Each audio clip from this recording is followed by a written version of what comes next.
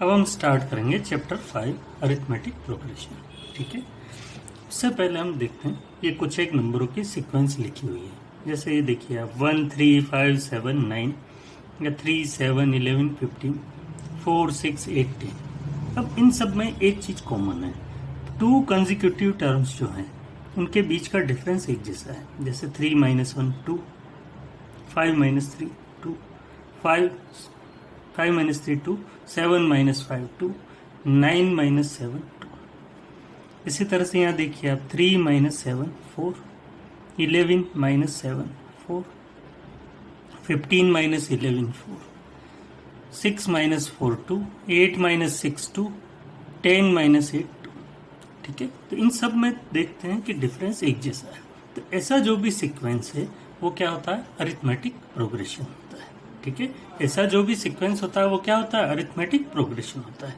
अब जो starting term होती है इसको हम बोल देते हैं फर्स्ट टर्म और उसको ए से डिनोट कर देते हैं। ठीक है, तो फर्स्ट टर्म यहाँ पर क्या है 1, यहाँ पर क्या है 3, यहाँ पर क्या है फर्स्ट टर्म 4। और जो एक जैसा डिफरेंस है, कॉमन डिफरेंस जिसको बोलते हैं, उसको डी से डिनोट करते हैं। यहाँ कॉमन डिफरेंस 2 है, यहाँ डिफरेंस 4 है, यहाँ कॉमन डिफरेंस 2 है।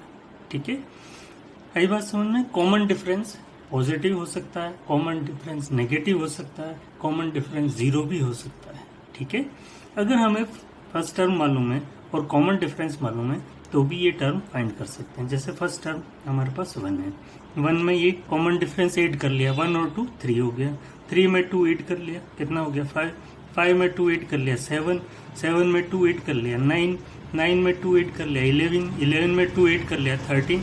इसी तरह से हम आगे से आगे टर्म फाइंड कर सकते हैं। अब जैसे सपोज 50th टर्म फाइंड करनी है तो अब इतना टाइम तो ऐड नहीं करेंगे, तो उसके लिए कुछ एक फॉर्मूले हैं, तो वो आगे एक्सरसाइज में हम बात करेंगे। ठीक है, हम स्टार्ट करेंगे एक्सरसाइज 5.1। क्वेश्चन नंबर फर्स्ट देखिए, in which of the following situations does the list of numbers involve make an arithmetic progression and why. ठीक है, कुछ एक प्रॉब्लम्स गिवन है, उनसे हमें पता करना है कि उन प्रॉब्लम्स में अरिथमेटिक प्रोग्रेशन बनता है या नहीं बनता है। फर्स्ट देखिए, the taxi fare after each kilometre when the fare is ₹15 for the first kilometer and ₹8 for each additional kilometer। ठीक है, अब देखिए इसको हम देखते हैं।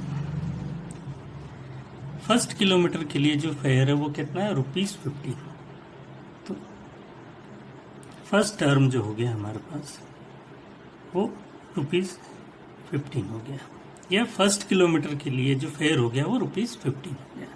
अब फेयर फॉर सेकंड किलोमीटर, ठीक है, या सेकंड टर्म कहते हैं, तो 15 फर्स्ट किलोमीटर के लिए पे किया। अब फर्स्ट किलोमीटर के बाद जो पर किलोमीटर है उसके लिए कितना पे करना है, ₹8।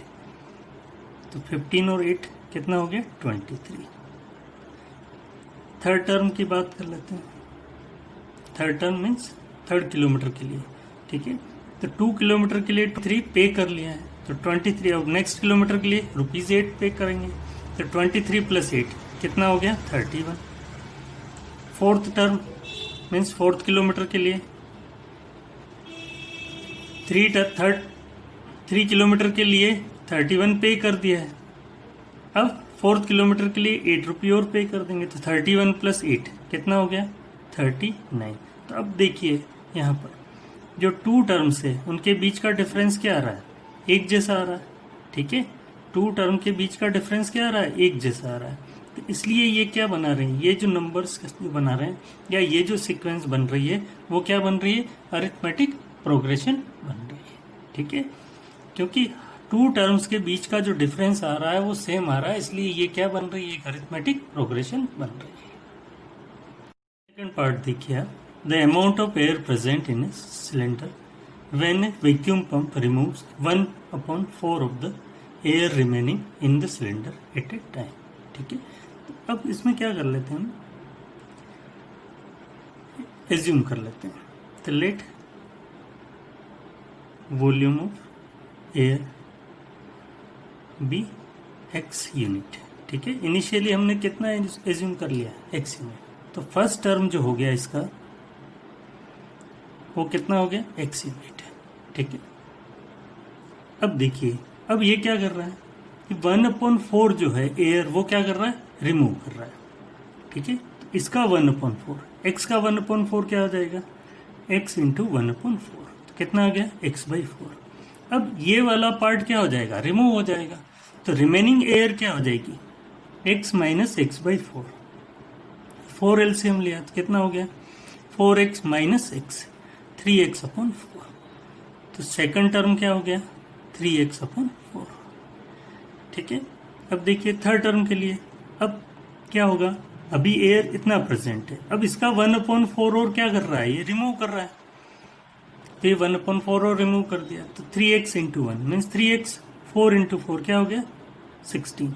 तो अब कितना एयर प्रेजेंट है इसमें, 3x/4 माइनस 3x/16। अब एलसीएम लेकर के देख लेते हैं, 16 एलसीएम लिया तो कितना हो गया, 12x माइनस 3x, 9x/16। तो थर्ड टर्म हो गया 9x/16।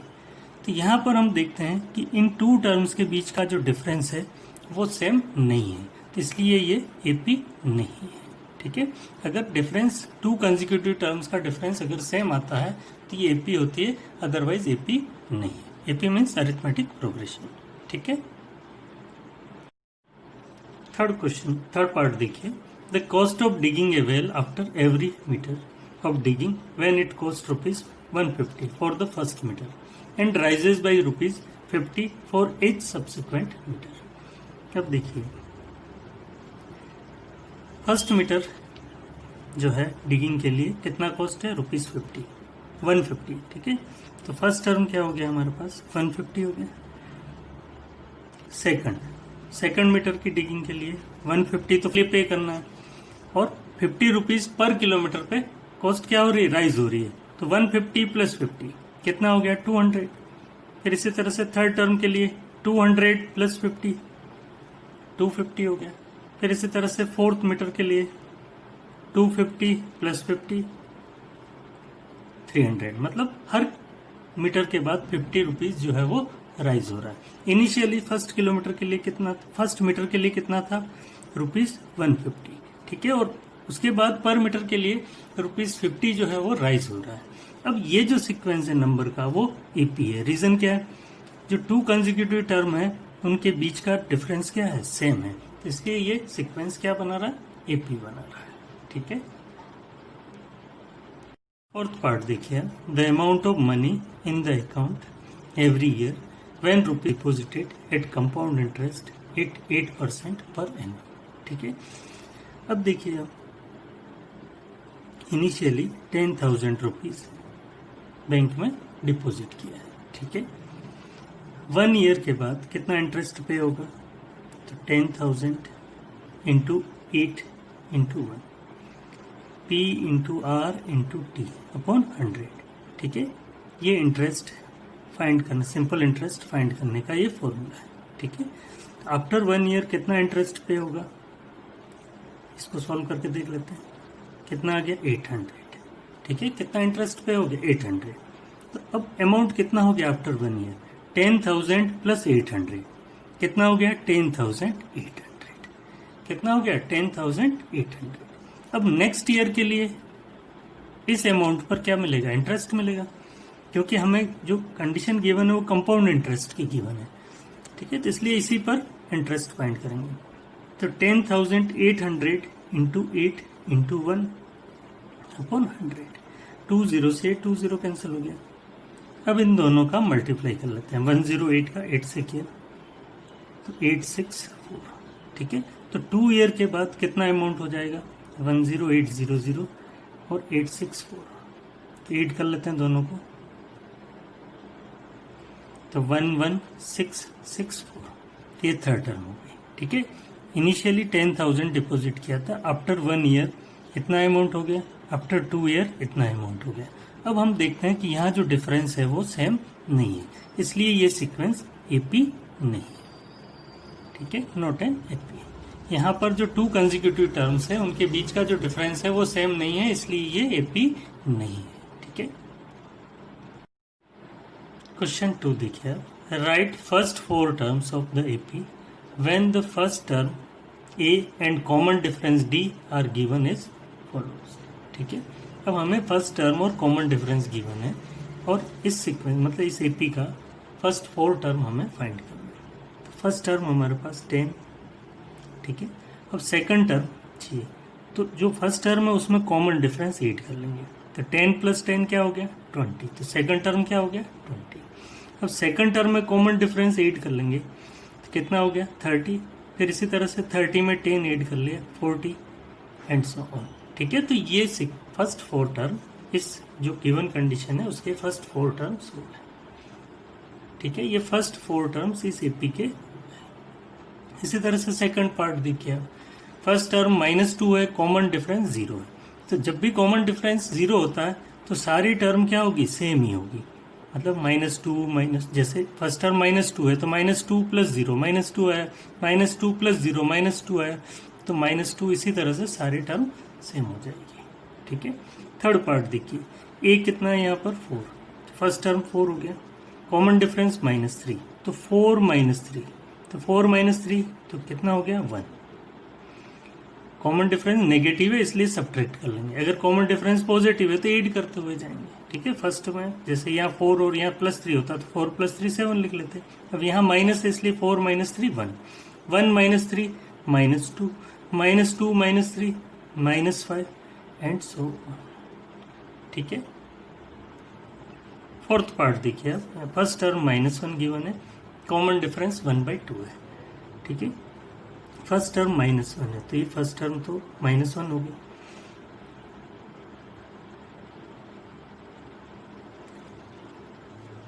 सेकंड टर्म के लिए क्या करेंगे -1, जो फर्स्ट टर्म है उसमें कॉमन डिफरेंस कितना है प्लस है तो ये प्लस कर लिया, तो 1 - हाफ क्या होता है हाफ, और ये -1 इसलिए -हाफ आ जाएगा।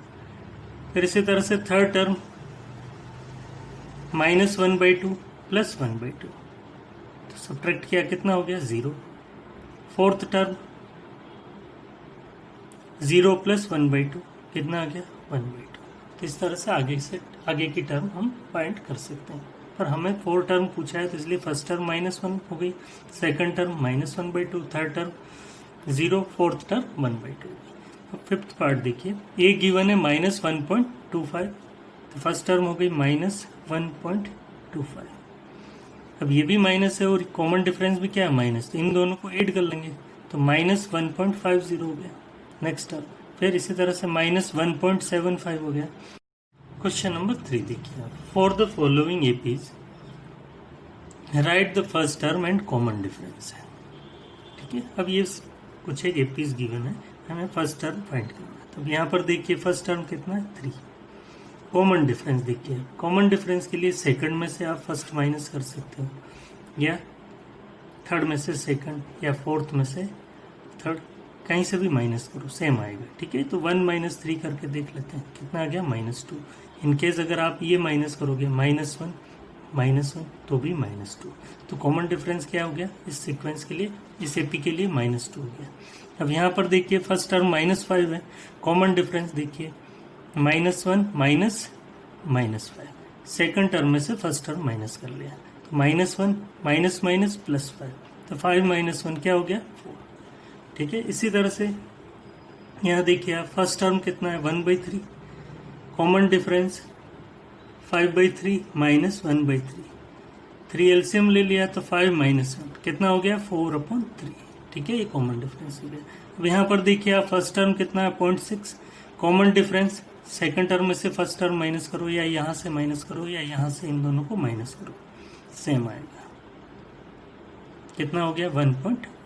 ठीक है, तो ये फर्स्ट टर्म हो गया और ये कॉमन डिफरेंस हो गया। क्वेश्चन नंबर 4 देखिए, which of the following are APs if they form an AP, find the common difference D and write 3 more terms. ठीक है, अब देखिए आप यहाँ पर फर्स्ट पार्ट देखिए 2, 4, 8, 16। अब यहाँ पर 2 कंसेक्यूटिव टर्म्स का डिफरेंस देखिए, 4 - 2 क्या आ गया 2, 8 - 4 क्या हो गया 4। तो यहाँ पर 2 कंसेक्यूटिव टर्म्स का डिफरेंस सेम नहीं है, तो इसलिए ये एपी नहीं है। ठीक है, अब ये देखिए सेकंड देखिए, अब यहाँ पर माइनस करके देख लेते हैं, 2, इसको थोड़ा सा सिंपल वे में कर लेते हैं। 5/2 मीन्स 2.5, फिर 3, 7/2 है तो 3.5। तो अब यहाँ देखिए आप, सब में डिफरेंस क्या हो रहा है, एक जैसा डिफरेंस हो रहा है, हाफ हाफ हाफ। ठीक है, यहाँ डिफरेंस कितना हो रहा है, हाफ हाफ। आप इस तरह से नहीं लिखना चाहें तो इस तरह से नहीं लिखें, बोले इसको थोड़ा और सिंपल वे में लिख सकते हैं। 2 5/2 है मीन्स 2.5 हो गया, 3 3.5 हो गया। तो यहाँ पर डिफरेंस कितना है, 0.5 0.5 0.5। ठीक है, तो इसलिए ये क्या है, एपी है। ठीक है, यहाँ पर कॉमन डिफरेंस कितना है, 0.5। ठीक है, अब नेक्स्ट 3 टर्म्स चाहिए, तो 3.5 में 0.5 ऐड कर लेंगे। नेक्स्ट 3 टर्म्स, 3.5 में 0.5 ऐड किया तो 4 हो गया, 4 में 0.5 ऐड किया तो 4.5 हो गया, 4.5 में 0.5 ऐड किया तो 5 हो गया। तो ये नेक्स्ट 3 टर्म्स हो गई। ठीक है, थर्ड पार्ट देखिए आप, यहाँ पर डिफरेंस देखिए, -3.2 -1.2, तो -3.2 प्लस 1.2। ठीक है, मतलब 2.0। ठीक है, माइनस, तो यहाँ पर डिफरेंस क्या हो गया, -2। इसी तरह से यहाँ पर भी डिफरेंस क्या है, -2। यहाँ पर भी डिफरेंस क्या है, -2। तो इसका मीनिंग हो गया ये एपी है। ठीक है, अब नेक्स्ट 3 टर्म्स चाहिए हमें, तो नेक्स्ट 3 टर्म्स के लिए -7.2 में -2 ऐड कर लो तो ये हो जाएगा -9.2, फिर इसी में -2 ऐड कर लिया तो 11.2 -13.2। ठीक है, तो ये नेक्स्ट 3 टर्म। अब फोर्थ पार्ट देखिए, यहाँ पर डिफरेंस देखिए, -6 -10, तो -6 प्लस 10 कितना हो गया, 4। फिर इसी तरह से -2 -6 कितना हो गया, 4। कितना हो गया, 4। ठीक है, तो कॉमन डिफरेंस क्या हो गया यहाँ पर, 4। पहले तो ये एपी बन गई क्योंकि 2 कंसेक्यूटिव टर्म्स का डिफरेंस क्या है, सेम है, और जो कॉमन डिफरेंस है वो कितना है, 4। अब हमें क्या चाहिए, नेक्स्ट 3 टर्म्स चाहिए। क्या चाहिए, नेक्स्ट 3 टर्म्स, तो 2 + 4 कितना हो जाएगा, 6, 6 + 4 10, 10 + 4 14। तो ये नेक्स्ट 3 टर्म्स है।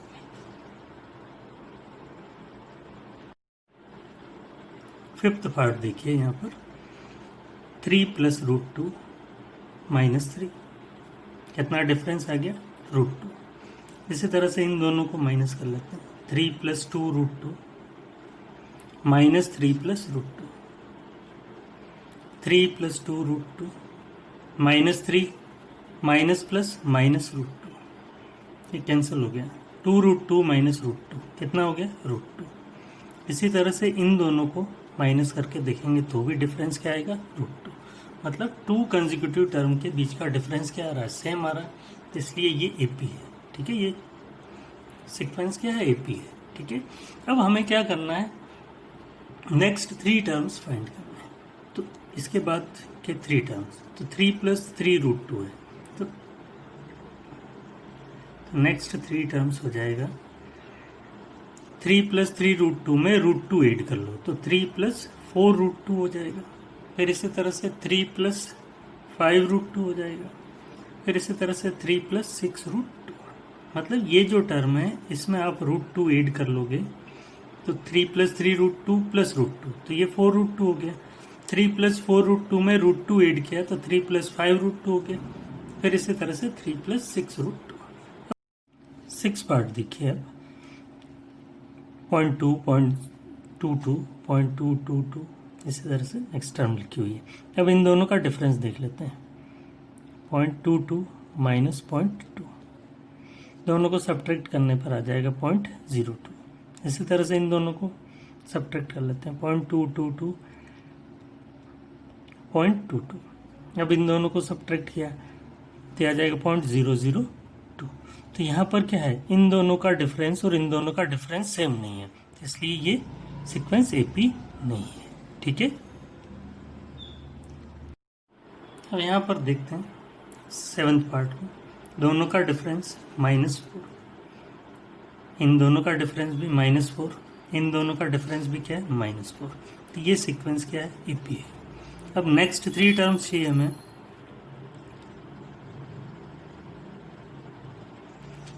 तो -12 और कॉमन डिफरेंस क्या है, -4, क्या हो गया, -16। फिर इसी तरह से -16 -4 -20 -4 -24, ठीक है। अब यहाँ पर देखिए आप, इन दोनों का डिफरेंस 0, इन दोनों का डिफरेंस 0, इन दोनों का डिफरेंस 0। ये सीक्वेंस भी क्या है, एपी है। नेक्स्ट 3 टर्म्स चाहिए, यहाँ पर कॉमन डिफरेंस क्या है, 0, तो नेक्स्ट 3 टर्म्स भी क्या है, इनके जैसी ही आएगी। तो -1/2 -1/2 -1/2। नाइन्थ पार्ट देखिए आप, 1 3 9 27। अब यहाँ 2 कंसेक्यूटिव टर्म्स का डिफरेंस 2 है। यहाँ जो डिफरेंस है 9 - 3 वो 6 है, ठीक है। तो ये जो 2 कंसेक्यूटिव टर्म का डिफरेंस सेम नहीं है, इसलिए ये एपी नहीं है, ठीक है। अब यहाँ पर डिफरेंस देखिए आप, ए है, 3a - 2 है, ये भी ए ही है, 4a - 3 है, ठीक है। तो ये एपी हो गया, ठीक है। कॉमन डिफरेंस क्या हो गया, ए। अब नेक्स्ट 3 टर्म्स चाहिए हमें,